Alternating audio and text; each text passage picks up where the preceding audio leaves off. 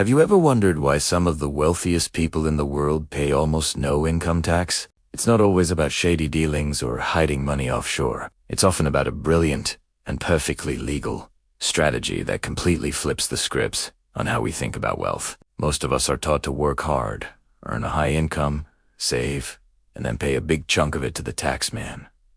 But what if I told you there's another way? A path where you don't focus on earning, but on owning. This is the core idea behind the buy, borrow, die strategy. A concept popularized by USC law professor Edward J. Mccaffery. It sounds a bit morbid, I know, but stick with me, because understanding this could fundamentally change your financial perspective.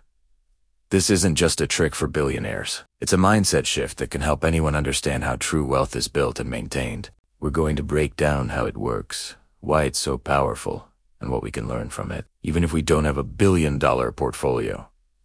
Let's dive into the mechanics. The strategy is elegantly simple and consists of 3 steps.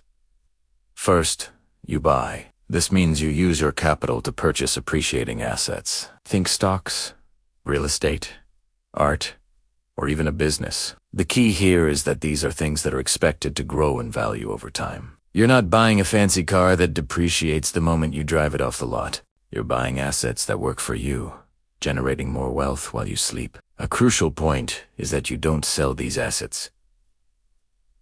Selling triggers a capital gains tax.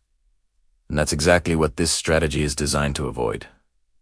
So you buy and you hold. Next comes borrow. Now, this is where it gets really clever. You've got these valuable assets, right? Your stock portfolio is growing. Your real estate is appreciating. Instead of selling them to get cash for your lifestyle, you borrow against them. You go to a bank and say, "Look, I have $1 million in stocks. I'd like a loan using that as collateral." Because you have valuable assets, banks are more than happy to give you loans at very low interest rates. And here's the magic part. A loan is not income, it's debt. So you get access to cash to live on, to invest more, to do whatever you want, and you pay 0 income tax on it. You're living off of borrowed money, secured by your ever-growing assets. This allows you to fund your lifestyle without ever having to sell your golden goose and face the tax consequences. And finally, the last and most morbid-sounding step. Die. This might seem like a strange part of a financial plan, but it's the final piece of the tax avoidance puzzle. When you pass away, your assets are passed on to your heirs. And this is where a huge tax loophole called the step-up in basis comes into play. Let's say you bought a stock for $100, and by the time you die, it's worth $1,000. Normally, if you sold it, you'd pay capital gains tax on that $900 profit. But when your heir inherits it, the cost basis is stepped up to its current market value. For them, it's as if they bought the stock for $1,000. If they decide to sell it immediately for $1,000, their taxable gain is 0. Absolutely nothing. That massive gain you accumulated over your entire lifetime is legally wiped clean from a tax perspective.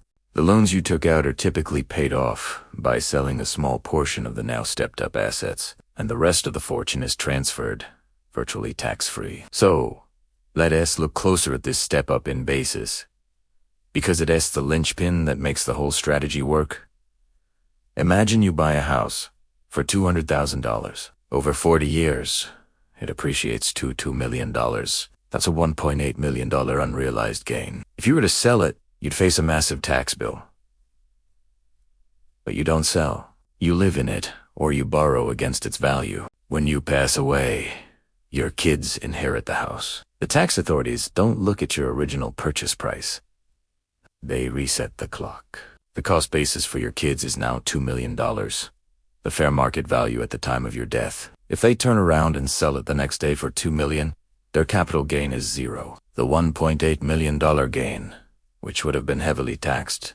Hoost bunnies. This is how generational wealth is passed down with minimal tax friction. It essentially forgives all the capital gains taxes that were deferred throughout your life. It is a powerful tool that allows wealth to compound across generations without being significantly eroded by taxes at each transfer. This loophole is one of the biggest reasons why owning assets is so much more tax efficient than earning a high salary. Now, before you run off to your bank to borrow against your life savings, we need a serious reality check. This strategy is not without significant risks, and it's not as simple as it sounds. The biggest danger is over-leveraging. What happens if the value of your assets plummets? Let's say you borrowed heavily against your stock portfolio, and then the market crashes. Suddenly, the value of your collateral is less than your loan amount. The bank will make a margin call, demanding you either pay back a portion of the loan immediately or provide more collateral. If you can't, they will force sell your assets at the worst possible time when the market is at a low to recoup their money. This can wipe you out completely. This is why the buy, borrow, die strategy is primarily used by the ultra-wealthy. They have such a massive and diverse asset base that they can withstand market volatility. They might have billions in assets and only borrow a small fraction, say 5 or 10% of their total value. For them, a 30% market drop is a setback, not a catastrophe. For the average person borrowing against their entire retirement fund, it could be financial ruin. Furthermore, getting these super low interest loans isn't available to everyone. Banks roll out the red carpet for clients with 8 or 9-figure portfolios. They offer them preferential rates because the risk of default is incredibly low. If you have a $100,000 portfolio, the terms you'll be offered, if you're offered any at all, will be far less favorable. You also need to consider the interest payments on the loan. While they are low, they are not zero. You need to ensure that the appreciation of your assets outpaces the interest on your debt. If your assets are growing at 7% a year, and your loan interest is 3%, you're in good shape. But if your investments stagnate or decline, that interest can eat away at your net worth. So, this isn't a get-rich-quick scheme. It requires immense scale, a diversified portfolio of high-quality assets, and a very long-term perspective. It's a strategy for preserving and transferring massive wealth, not necessarily for building it from scratch. So, what's the big takeaway for the rest of us? Most of us won't be able to execute the buy, borrow, die strategy to its fullest extent.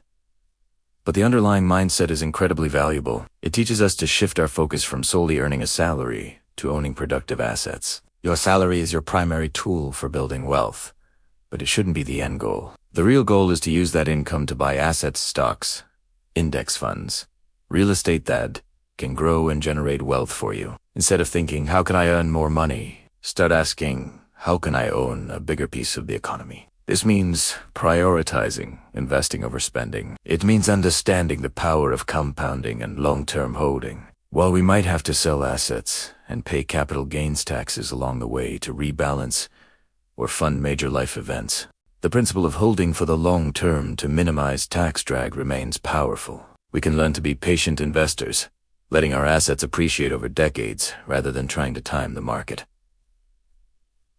The lesson isn't to avoid taxes at all costs, but to be smart and strategic about them. By focusing on asset ownership, you're putting yourself on the same side of the economic equation as the wealthy. You're moving from being just a worker and consumer to being an owner. And that mental shift alone is the most valuable lesson we can take from this entire strategy. Thank you so much for watching. I hope this breakdown gave you a new perspective on wealth and taxes. If you found this interesting, please hit that like button and subscribe for more content that demystifies the world of finance. I'd love to hear your thoughts in the comments below. See you in the next video.